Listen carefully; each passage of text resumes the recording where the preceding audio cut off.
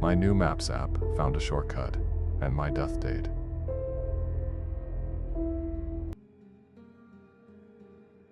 Get rid of the Nexus app. I'm not being dramatic, I'm not trying to be edgy. I am begging you, if it's on your phone, uninstall that shit right now. I don't care if you're using it to get home, pull the fuck over and do it. It's almost 5 a.m. and the sun is thinking about coming up, but I know it won't make a difference. I can't stop watching my bedroom door. I can't get the sound of its notification chime out of my head. About a month ago, the whole office was buzzing about Nexus. It's got some kind of predictive AI, my boss said. It knows traffic patterns before they even happen. It promised to find routes through the city that even lifelong residents didn't know. I downloaded it over a lukewarm lunch, skeptical but intrigued. For the first week, it was a goddamn miracle. It shaved 12 minutes off my commute by winding me through a series of back alleys I thought were dead ends. It found a parking spot right in front of my building on a Friday afternoon. It felt like a cheat code for life. Too perfect. The first crack in the foundation was so small, I almost rationalized it away. I was trying to pick up a cake from a bakery, old place called Sweet Delights. My grandmother used to take me there as a kid. I could still smell the powdered sugar and warm bread if I thought about it hard enough. I typed in the name, hit go. Nexus sent me 3 blocks past where it should be, into this industrial wasteland by the defunct rail yard. It told me I'd arrived.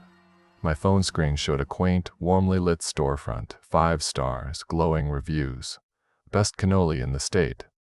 But through my windshield, all I saw was a derelict squat. Blown out windows like vacant eyes, a door hanging off one hinge. The whole place stank of piss and decay. A tree was literally growing through the loading dock. I shook my head, figuring it was just a massive bug, and drove to the real bakery. After I parked, I pulled up the app again. My little blue arrow was sitting at the correct address, but the map was still convinced that Sweet Delights was in that shithole building.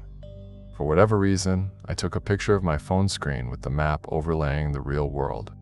A little digital souvenir of the glitch. Later that night, when I looked at the photo, my blood ran cold. The timestamp on the image file read 11:17 p.m. I took that picture at 8:43 p.m. I know I did. And if I zoomed in, really zoomed in on the photo, I could just make out a pale, distorted smudge in one of the abandoned building's broken windows, like a face pressed against the glass. A few days later, I was driving through the historic district. The app chirped, "In 200 feet, turn right on Dyer Lane." My great-uncle was the town drunk for 50 years. He got stabbed to death in a brawl on Dyer Lane in 1968. They renamed the street to Founders Way a year later as part of a city beautification project. The polished brass sign on the corner said Founders Way. My phone said Dyer Lane. I pulled over, a weird tingling sensation crawling up my spine. I started scrolling around the map. Every street had its original, forgotten name. The city park was labeled Gallows Hill. The Modern Art Museum was designated as the Old Tannery. And that's when I saw the points of interest. The reviews. The Old Tannery had a review from 2 days ago. The smell is unbearable, but the staff is very hands-on. They never let you go. 1 star.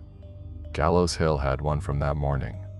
The view is great, but there's a constant crick in my neck. Can't seem to get down.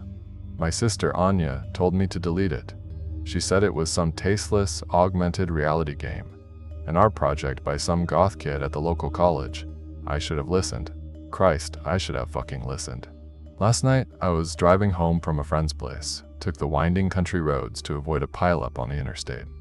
It was past midnight, deep country dark, just me and the moths dancing in my headlights. Nexus pinged.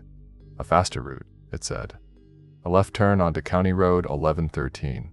I'd had a couple beers hours earlier, sober by then, but still tired enough to just follow the phone's instructions without thinking.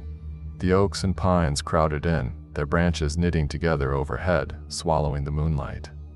My headlights started catching these little white markers on the shoulder of the road. I thought they were mileage posts at first. They were crosses, dozens of them, weathered and crooked, disappearing into the weeds. In 400 feet, crossed the Harkness Bridge. I knew the name. Everyone from around here knew the name.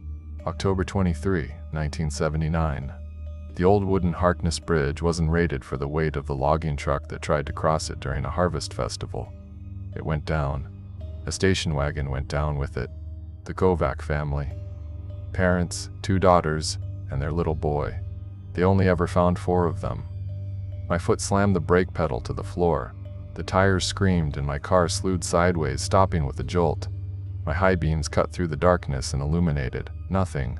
Just a few feet of cracked asphalt ending in twisted, rusted guardrails, a sheer drop into the inky black of the river below. If I had been looking down to change the song, if I had been going just a little bit faster. I sat there, my whole body trembling, the engine idling. I stared at my phone. The calm blue line at my route continued serenely across the river, over the bridge that hadn't existed for more than 40 years. My blinking arrow sat at the edge, waiting. Then, the map glitched. The screen flickered. And they appeared. Gray dots. Dozens of them, all over the map. One was on the Ghost Bridge, right in the middle, suspended over the black water. It had a little tag, Kazimir Kovac, age 6. He was the one they never found. My hands were shaking so hard I could barely zoom out. The gray dots were everywhere. A cluster at the collapsed Black Creek mine shaft. A handful at the site of the old Foster farmhouse that burned to the ground with the family locked inside. Each dot had a name. Each name had a date of death. Some of the dates were for next week. As I was trying to process this, my headlights swept across the precipice one more time. I saw them in the dirt on the shoulder. Tire tracks, fresh ones, leading straight off the edge. And I thought, just for a second, I heard a faint splash from the water far below. I threw the car in reverse and peeled out of there, leaving a cloud of dust and gravel. I didn't stop until I was in my own driveway, hands welded to the steering wheel, my heart trying to beat its way out of my chest. Before I went inside, I saw something else. A gray dot in my next-door neighbor's house. The Sobels. They'd left for a 2-week vacation in Hawaii 3 days ago. I stared at that dot for a long time. It had to be a mistake. A glitch. But the image of those tire tracks, I called in an anonymous wellness check, said I hadn't seen them, that the mail was piling up. An hour later, a cop called me back. They'd found Mr. Sobel in his bed. Massive coronary. The coroner figured he'd been there for at least 3 days. He never even made it to the airport. Before I finally deleted the goddamn app, I had to look. One last time. I centered the map on my own house. My little blue arrow was in the kitchen, but there was a gray dot in the spare bedroom. It had my name on it, and today's date. Then another dot appeared, right behind me. This one was gray, but it had no name, no date. It was just following me.